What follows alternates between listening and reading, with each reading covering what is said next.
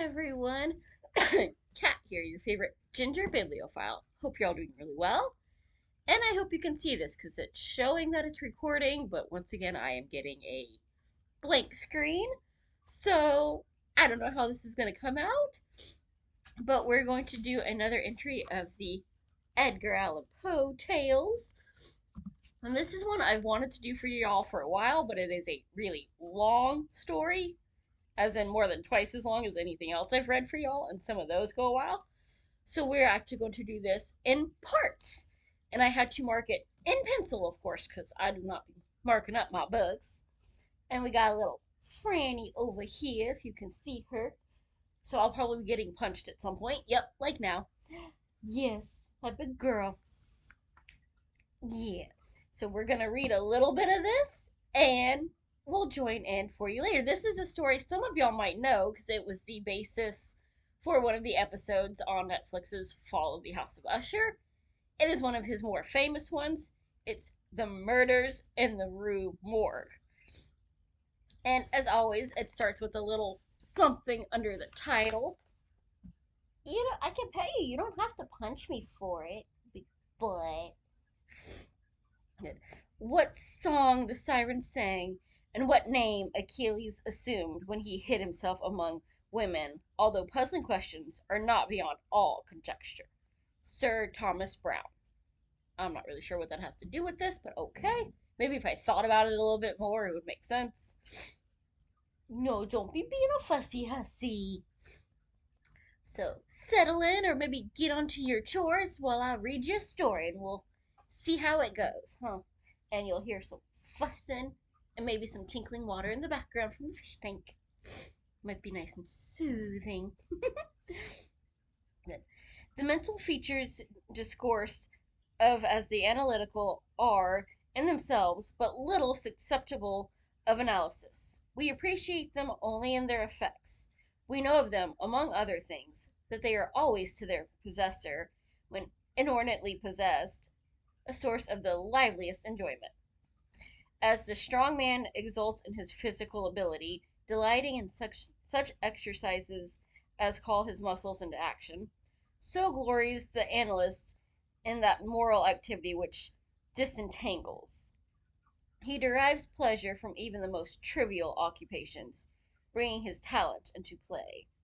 He is fond of enigmas, of conundrums, of hieroglyphics, exhibiting in his solutions of each a degree of acumen which appears to the ordinary apprehension preternatural. His results, brought about by the very soul and essence of method, have, in truth, the whole air of intuition. The faculty of resolution is possibly much invigorated by mathematical study, and especially by that highest branch of it which, unjustly, and merely on account of its retrograde operations, has been called, as if par excellence, analysis. Yet, to calculate is not in itself to analyze. A chess player, for example, does the one without effort at the other. It follows that the game of chess and its effects upon mental character is greatly misunderstood. I am not now writing a treatise, but simply prefacing a somewhat peculiar narrative by observations very much at random. I will, therefore, take occasion to assert that the higher powers of the reflective intellect are more decidedly and more usefully tasked by the unostentatious game of draughts than by all the elaborate frivolity of chess.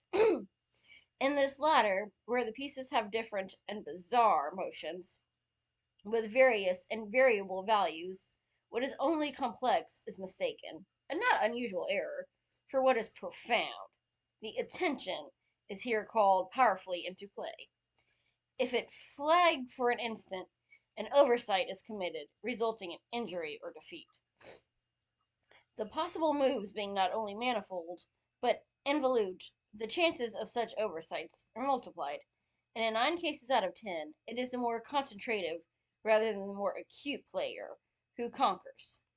In draughts, on the contrary, where the moves are unique and have but little variation, the probabilities of inadvertence are diminished, and the mere attention being left comparatively unemployed.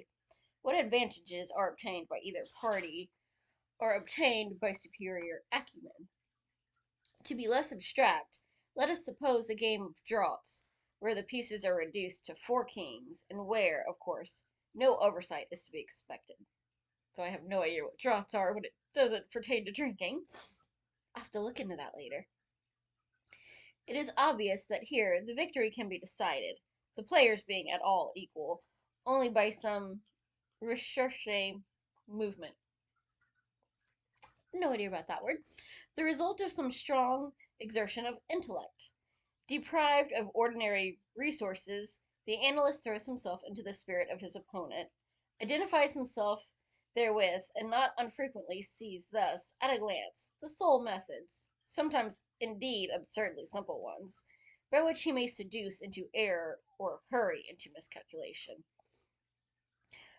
Well, yeah, Weiss has long been noted for his influence upon what is termed the calculating power, and men of the highest order of intellect have been known to take an apparently unaccountable delight in it, by issuing chess as frivolous. Beyond doubt, there is nothing of a similar nature so greatly tasking for the faculty of analysts. The best chess player in Christendom may be little more than the best player of chess, but proficiency in whist implies capacity for success in all those more important undertakings, where mind struggles with mind. When I say proficiency, I mean that perfection in the game which includes a comprehension of all the sources whence legitimate advantage may be derived. These are not only manifold, but multiform, and lie frequently among recesses of thought altogether inaccessible to the ordinary understanding. To observe attentively is to remember distinctly, and, so far, the concentrative chess player will do very well at whist, while the rules of Hoyle, themselves based upon the mere mechanism of the game, are sufficiently and generally comprehensible. Thus, to have retentive memory and proceed by the book are points commonly regarded as the sum total of good playing. But it is in matters beyond the limits of mere rule that the skill of the analyst is evinced. He makes, in silence, a host of observations and inferences. So perhaps do his companions, and the difference in the extent of the information obtained lies not so much in the validity of the inference as in the quality of the observation. The necessary knowledge is that of what to observe. Our player confines himself not at all, nor, because the game is the object, does he reject deductions from things external to the game. He examines the countenance of his partner, comparing it carefully with that of each of his opponents. He considers the mode of assorting the cards in each hand, often counting trump by trump and honor by honor, through the glances bestowed by their holders upon each. He knows every variation of face as the play progresses, gathering a fund of thought from the differences in the expression of certainty, of surprise, of triumph, chagrin. From the manner of gathering up a trick, he judges whether the person taking it can make another in the suit. He recognizes what is played through feint by the air with which it is thrown upon the table. A casual or inadvertent word, the accidental dropping or turning of a card, with the accompanying anxiety or carelessness in regard to its concealment, the counting of the tricks, with the order of their arrangement, embarrassment, hesitation, eagerness, or trepidation, all afford to his apparently intuitive perception indications of the true state of affairs. The first 2 or 3 rounds have been played. He is in full possession of the contents of each hand, and thenceforth forward puts down his cards with as absolute a precision of purpose as if the rest of the party had turned outward the faces of their own. The analytical power should not be confounded with simple ingenuity, for while the analyst is necessarily ingenious, the ingenious man is often remarkably incapable of analysis.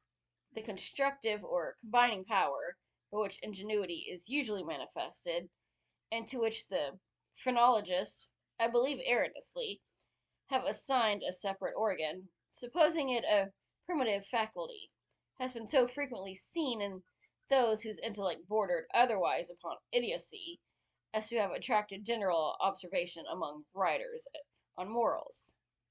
Between ingenuity and the analytic ability, there exists a difference far greater, indeed, than that between the fancy and the imagination, but of a character very strictly analogous.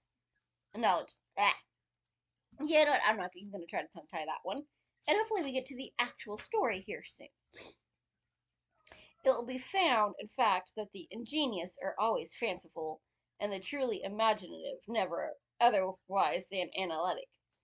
And the narrative which follows will appear to the reader somewhat in the light of a commentary upon the propositions just advanced. Okay, finally.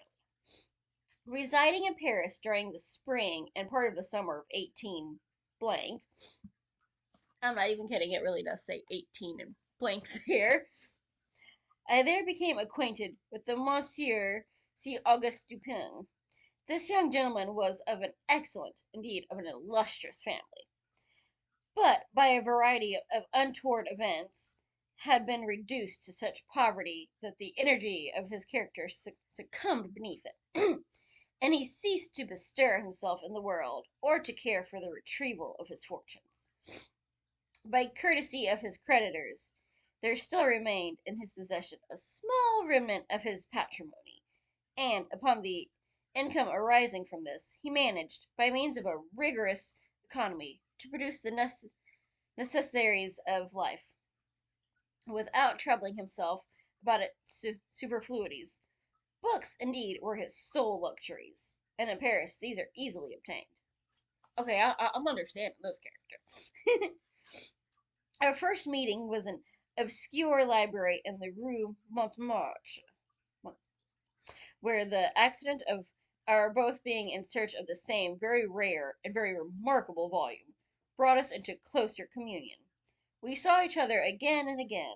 I was deeply interested in the little family history which he detailed to me with all the candor which a Frenchman indulges whenever, yeah, mere self is his theme. I was astonished, too, at the vast extent of his reading, and, above all, I felt my soul enkindled within me by the wild fervor and the vivid freshness of his imagination. Seeking in Paris the objects I then sought, I felt that the society of such a man would be to me a treasure beyond price, and this feeling I frankly confided to him. It was at length arranged that we should live together during my stay in the city, and as my worldly circumstances were somewhat less embarrassed than his own, I was permitted to be at the expense of renting and furnishing in a style which suited the rather fantastic gloom of our common temper.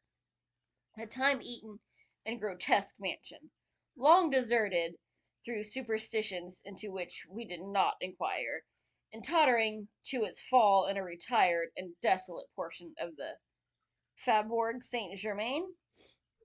Had the routine of our life at this place been known to the world, we should have been regarded as madmen. Oscar, quit picking on your brother. He can sit up there and guard with you. Although, perhaps, as madmen of a harmless nature, our seclusion was perfect. We admitted no visitors. Indeed, the locality of our retirement had been carefully kept a secret from my own former associates. It had been many years since Dupin had ceased to know or be known in Paris. We existed within ourselves alone. It was a freak of fancy in my friend, for what else shall I call it, to be enamored of the night for her own sake, and into this bazaar, as into all his others, I quietly fell, giving myself up to his wild whims with a perfect abandon. The sable divinity would not herself dwell with us always, but we could counterfeit her presence. At the first dawn of the morning we closed all the messy shutters of our old building, lighting a couple of tapers which, strongly perfumed, threw out only the ghastliest and feeblest of rays. By the aid of these we then busied our souls in dreams, reading, writing, or conversing, until warned by the clock of the advent of true darkness. Then we sallied forth into the streets, arm in arm, continuing the topics of the day, or roaming far and wide until a late hour, seeking, amid the wild lights and shadows of the populous city, that infinity of mental excitement which quiet observation can afford. At such times I could not help remarking and admiring, although from his rich ideality I had been prepared to expect it, a peculiar analytic ability in Dupin. He seemed, too, to take an eager delight in its in its exercise. Losing my voice there. If not exactly in its display, and did not hesitate to confess the pleasure thus derived. He boasted to me, with a low chuckling laugh, that most men, in respect to himself, wore windows in their bosoms, and was wont to follow up such assertions by direct and very startling proofs of his intimate knowledge of my own. His manner at these moments was frigid and abstract. His eyes were vacant in expression, while his voice, usually a rich tenor, rose into a treble which would have sounded petulantly but for the deliberateness and entire distinctness of the enunciation. Observing him in these moods, I often dwell meditatively upon the old philosophy of the bipart soul, and amuse myself with the fancy of a double Dupin, the creative and the resolvent. Let it not be supposed, from what I have just said, that I am detailing any mystery or penning any romance. What I have described in the Frenchman was merely the result of an excited, or perhaps a diseased, intelligence, but of the character of his remarks at the periods in question, as example, will best convey the idea. We were strolling one night down a long, dirty street, in the vicinity of the Place Royale. Being both apparently occupied with thought, neither of us had spoken a syllable for 15 minutes at least. All at once, Dupin broke forth with these words. He is a very little fellow, that's true, and would do better for the Theatre de Varieties.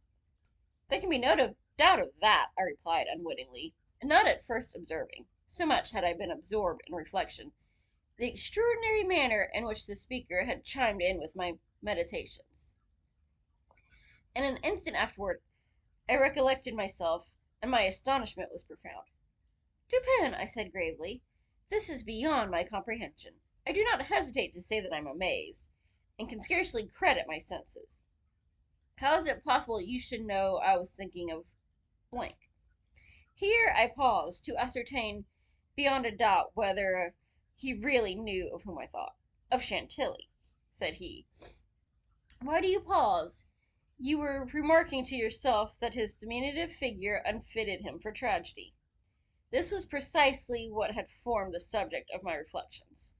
Chantilly was a quondam cobbler of the Rue Saint Denis, who, becoming stage mad, had attempted the role of Xerxes in Crebillon's tragedy so called, and been notoriously pasquinated for his pains. Tell me, for heaven's sake, I exclaimed, the method, if method there is, by which you have been enabled to fathom my soul in this matter. In fact, I was even more startled than I would have been willing to express. It was a fruitier, replied my friend, who brought you to the conclusion that the mender of souls was not of sufficient height for Xerxes. It's in genus omne? The fruiter? You astonish me. I know no fruiter whomsoever. The man who ran up against you as we entered the street. It may have been 15 minutes ago. I now remembered that, in fact, a fruiter carrying upon his head a large basket of apples had nearly thrown me down, by accident, as we passed from the Rue C into the thoroughfare where we stood. But what this had to do with Chantilly, I could not possibly understand. There is not a particle of charlatanerie about Dupin. I will explain, he said, and you may comprehend all clearly. We will first trace the course of your meditations, from the moment in which I spoke to you till that of the Recontre, with the fruiter in question. The larger links in the chain run thus: Chantilly, O'Brien, Dr. Nichols, Epicurus, Stereotomy, the street stones, the fruiter. There are a few persons who have not, at some period in their lives, amused themselves in retracing the steps by which particular conclusions of their own minds have been attained. The occupation is often full of interest, and he who attempts it for the first time is astonished by the apparently illimitable distance and incoherence between the starting point of the goal. What then must have been my amazement when I heard the Frenchman speak. Oh, sorry, it's been quite the week, and I think I'm getting a little bit sick. What then must have been my amazement when I heard the Frenchman speak what he had just spoken, and I could not help acknowledging that he had spoken the truth. He continued, "What we had been talking of horses, if I remember right, just before leaving the Rue C. This was the last subject we discussed. As we crossed into the street, a fruiter with a large basket upon his head, brushing quickly past us, thrust you upon a pile of paving stones, collected at a spot where the causeway is undergoing repair. You stepped upon one of those loose fragments, slipped, slightly strained your ankle, appeared vexed or sulky, muttered a few words, turned to look at the pile, and then proceeded in silence. It was not particularly attentive to what you did, or I was not particularly attentive to what you did, but observation has become with me of late a species of necessity.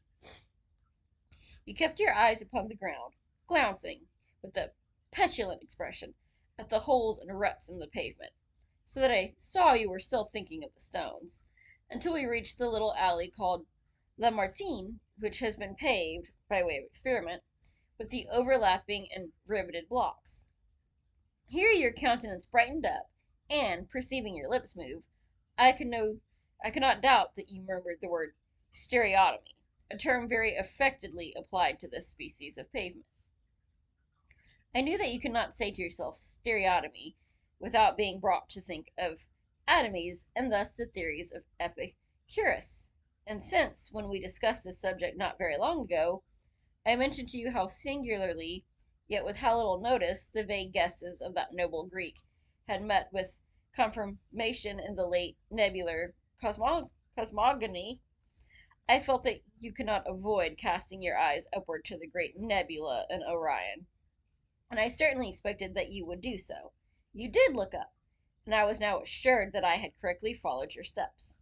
But in that bitter tirade upon Chantilly, which appeared in yesterday's Musée, the satirist, making some disgraceful allusions to the cobbler's change of name upon assuming the buskin, quoted a Latin line about which we have often conversed. I'm not even going to try to say that line because I'm going to butcher it, but if you'd like to attempt it, there you go. I had told you that this was in reference to Orion, formerly written Urian, and from certain pungencies connected with this explanation, I was aware that you could not have forgotten it. It was clear, therefore, that you would not fail to combine these two ideas of Orion and Chantilly. That you did combine them, I saw by the character of the smile which passed over your lips. You thought of the poor cobbler's immolation. So far you had been stooping in your gait, but now I saw you draw yourself up to your full height. I was then sure that you reflected upon the diminutive figure of Chantilly. At this point I interrupted your meditations to remark that as, in fact, he was a very little fellow, that Chantilly, he would do better at the Theatre des Varietés, or however you're supposed to say that, what I'm assuming is French. Not long after this, we were looking over an evening edition of the Gazette when the following paragraphs arrested our attention. Extraordinary murders. This morning, about 3 o'clock, the inhabitants of the Quarter Saint Roch were roused from sleep by a succession of terrific shrieks, issuing apparently from the fourth story of a house in the Rue Morgue, known to be the sole occupancy of one Madame L'Espagne and her daughter Mademoiselle Camille L'Espagne. After some delay, occasioned by a fruitless attempt to procure admission in the usual manner, the gateway was broken in with the crowbar, and 8 or 10 of the neighbors entered, accompanied by 2 gendarmes. By this time the cries had ceased, but as the party rushed up the first flight of stairs, 2 or more rough voices in angry contention were distinguished and seemed to proceed from the upper part of the house. At the second landing was As the second landing was reached, these sounds also had ceased, and everything remained perfectly quiet. The party spread themselves and hurried from room to room, upon arriving at a large back chamber in the fourth story, the door of which, being found locked with the key inside, was forced open. A spectacle presented itself which struck everyone present not less with horror than with astonishment. The apartment was in the wildest disorder, the furniture broken and thrown all about in all directions. There was only one bedstead, and from this bed had been removed and thrown in the middle of the room. On a chair lay a razor, besmeared with blood. On the hearth were 2 or 3 long and thick tresses of gray human hair, also dabbled with blood, and seemed to have been pulled out by the roots. Upon the floor were found 4 Napoleons, an earring of topaz, 3 large silver spoons, 3 smaller of metal dagler, I don't know, and 2 bags containing nearly 4,000 francs in gold. The drawers of a bureau, which stood in one corner, were open and had been, apparently, rifled, although many articles still remained in them. A small iron safe was discovered under the bed, not under the bedstead. It was open, with the key still in the door. It had no contents beyond a few old letters and other papers of little consequence. Of Madame L'Espagne no traces were here seen, but an unusual quantity of soot being observed in the fireplace, a search was made in the chimney, and, horrible to relate, the corpse of the daughter, head downward, was dragged therefrom. It having been thus forced up the narrow aperture for a considerable distance, the body was quite warm. Upon examining it, many excoriations were perceived, no doubt occasioned by the violence with which it had been thrust up and disengaged. Upon the face were many severe scratches, and upon the throat, dark bruises and deep indentations of fingernails, as if the deceased had been throttled to death. After a thorough investigation of every portion of the house, without farther discovery, the party made its way into a small paved yard in the rear of the building, where lay the corpse of the old lady, with her throat so entirely cut that, upon an attempt to raise her, her head fell off. The body, as well as the head, was fearfully mutilated, the former so much so as scarcely to retain any semblance of humanity. To this horrible mystery there is not as yet, we believe, the slightest clue. The next day's paper had the additional particulars. The tragedy in the Rue Morgue. Many individuals have been examined in relation to this most extraordinary and frightful affair.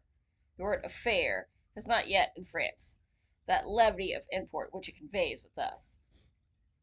But nothing whatever has transpired to throw light upon it. We give below all the material testimony elicited. Pauline Dubourg, laundress, deposes that she has known both the deceased for 3 years, having washed for them during that period. The old lady and her daughter seemed on good terms, very affectionate toward each other. They were excellent pay, could not speak in regard to their mode or means of living, believed that Madame L. told fortunes with a living, told fortunes for a living, was reputed to have money put by, never met any persons in the house when she called for the clothes or took them home, was sure that they had no servant in employ. There appeared to be no furniture in any part of the building except in the fourth story. Pierre Moreau, tobacconist, deposes that he had been in the habit of selling small quantities of tobacco and snuff to Madame L'Espagne for nearly 4 years, was born in the neighborhood, and has always resided there. The deceased and her daughter had occupied the house in which the corpses were found for more than 6 years. It was formerly occupied by a jeweler who underlet the upper rooms to various persons. The house was the property of Madame L. She became dissatisfied with the abuse of the premises by her tenant and moved into them herself, refusing to let any portion. The old lady was childish. Witness had seen the daughter some 5 or 6 times during the 6 years. The two lived an exceedingly retired life, were reputed to have money, had heard it said among the neighbors that Madame L. told fortunes, did not believe it, had never seen any person enter the door except the old lady and her daughter, a porter once or twice, and a physician some 8 or 10 times. Many other persons, neighbors, gave evidence to the same effect. No one was spoken of as frequenting the house. It was not known whether were any living connections of Madame L. and her daughter. The shutters of the front windows were seldom open. Those in the rear were always closed, with the exception of the large back room, 4th story. The house was a good house, not very old. Isidore Musset, gendarme, disposes that he was called to the house about 3 o'clock in the morning and found some 20 or 30 persons at the gateway endeavoring to gain admittance. Forced it open at length with the bayonet, not with a crowbar. Had but little difficulty in getting it open on account of it being a double or folding gate, and bolted neither at the bottom nor top. The shrieks were continued until the gate was forced, and then suddenly ceased. They seemed to be screams of some person, or persons, in great agony, were loud and drawn out, not short and quick. Witness led the way upstairs. Upon reaching the first landing, heard 2 voices in loud and angry contention, the one a gruff voice, the other much shriller, a very strange voice. Could distinguish some words of the former, which was that of a Frenchman. Was positive that it was not a woman's voice. Could distinguish the words sacre and diable. The shrill voice was that of a foreigner. Could not be sure whether it was the voice of a man or a woman. Could not make out what was said, but believed the language to be Spanish. The state of the room and of the bodies was described by this witness as we described them yesterday. Henry Duval, a neighbor, and by trade a silversmith, deposes that he was one of the party who first entered the house. Corroborates the testimony of Musset in general. As soon as they forced an entrance, they reclosed the door to keep out the crowd, which collected very fast, notwithstanding the lateness of the hour. The shrill voice, this witness thinks, was that of an Italian. Was certain it was not French. Could not be sure that it was a man's voice.